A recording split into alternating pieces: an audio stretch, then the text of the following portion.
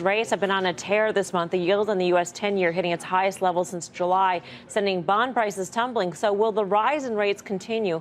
And what will it mean for the markets? Let's get right in the money right now. Dan. Well, it's really exciting that we had this unprecedented 3% GDP growth in Q3, unprecedented. So, who knows? I mean, there should be no reason why rates should not be able to rally with a 3% economy, right? Do you guys all agree with that? And, and for a lot of purposes, I mean, I would say, and I'm being a little facetious, a little sarcastic. 1/4 of 3% annualized growth does not make 3% annual growth. I guess my point is that, we were thinking about what a quick rise in interest rates would mean as we go into QT, as we go into a rate tightening cycle. We know that there's only been 2 rate increases this year, so we're going to get a third in December. But the 10-year Treasury yield is still below levels that it was a year ago. You know what I mean? So for all intents and purposes, to me, it seems a bit range bound. We know that the one thing that bears will point to, or potential people looking for a pullback, would be if rates rise too quickly, too fast. And we know that Janet Yellen is a little bit on the hot seat here.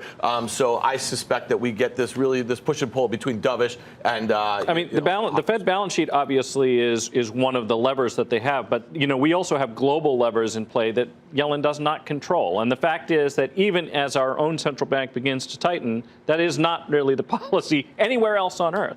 And money flows very easily. But it's changing, though, Mike. I mean, isn't that one of the stories right now is that we went from dovish central banks all over the world, and we were the ones actually starting to tighten a little bit, and now it seems like everyone's kind of falling in line. The narrative has changed. Yeah. I think the key thing is this, and we'll look at some charts, is that think about where we were to start the year, 2.65, and consensus was for 3.25. Yeah. And here we are in October, and we're sitting here debating about 2.2, 2.3. I mean, I think that's the big subject, that nothing's happened. But maybe I'll. So, Carter, you say the rates are about to back up. Right? I think so. I think they're going to come off here a bit. We've just moved up pretty aggressively, and so let's see if we can draw some lines. All right. You see the chart, 10-year yield. One thing we could do is the following. There's a pretty well-defined channel, and it is lived within this channel all year.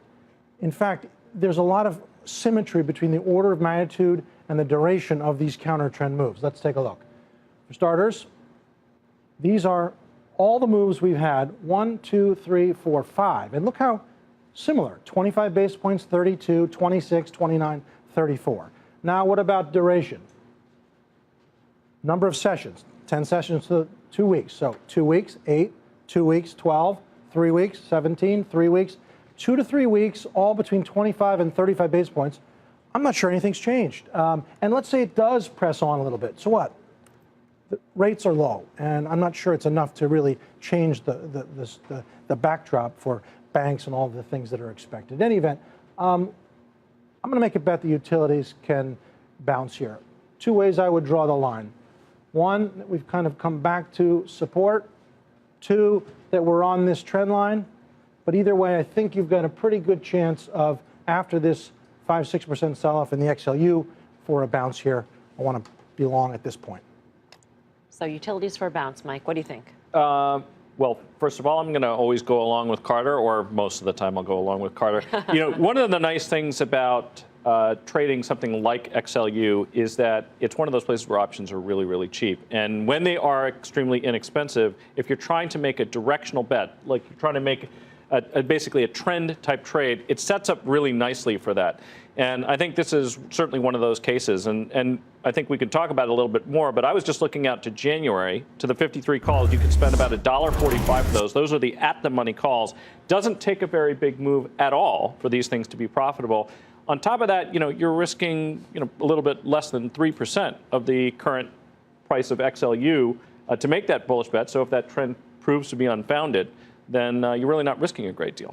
Yeah, one thing that was really interesting about the charts is that that's clearly a downtrend. That being said, so could you have a pullback in the 10-year yield? And would people, I guess the question I was saying, would they rush back into like the XLU or something? It's acted pretty well. It's kind of an expensive sector. We had this conversation all the time about growth versus value, that sort of thing. I mean, I guess where I shake out on the whole rate trade, just on your trade though, it makes sense. To your point, options are cheap, and it does set up technically and that sort of thing. I would just say that, like, if the market and the economy and all the stuff that we talk about every night on this desk are as good as we think it is, right? And it's all happening around the world at the same time.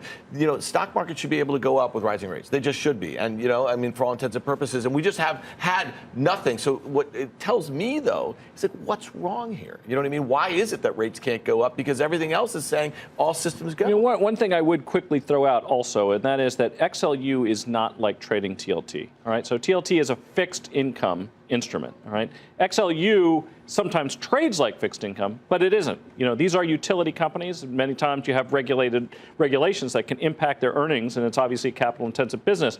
But earnings can rise in the sector, and I think that's an important thing to remember, that in that way, it's probably more like trading an inflation-adjusted instrument rather than a fixed income instrument. Right, and like for instance, look how bad stables have been, which are obviously tied to this. But stables have risks that are associated with the operating businesses that utilities don't. I mean, some of those businesses are under real pressure for structural reasons, whereas utilities as an aggregate are going to trade true. I mean, either rates are going to move higher and this XLU will not bounce, or in fact, rates don't do much and the XLU is down to a pretty good rebound, John. And utilities over telecom, because telecom's also sort of in this dividend yielding basket. Right, but there too, it's having to do with their businesses, their market share, and all that stuff. And T and VZ are acting quite differently of late as well. Yeah. You know, one final thing I would say where utilities are concerned, and we're thinking about the ability for them to maximize generation. Number one, storage from batteries if you have cars in the garage that are electric, plus the fact that you have electric cars. So that is a potential driver that you could think about that I think is a little bit different than some of those other sectors we just mentioned.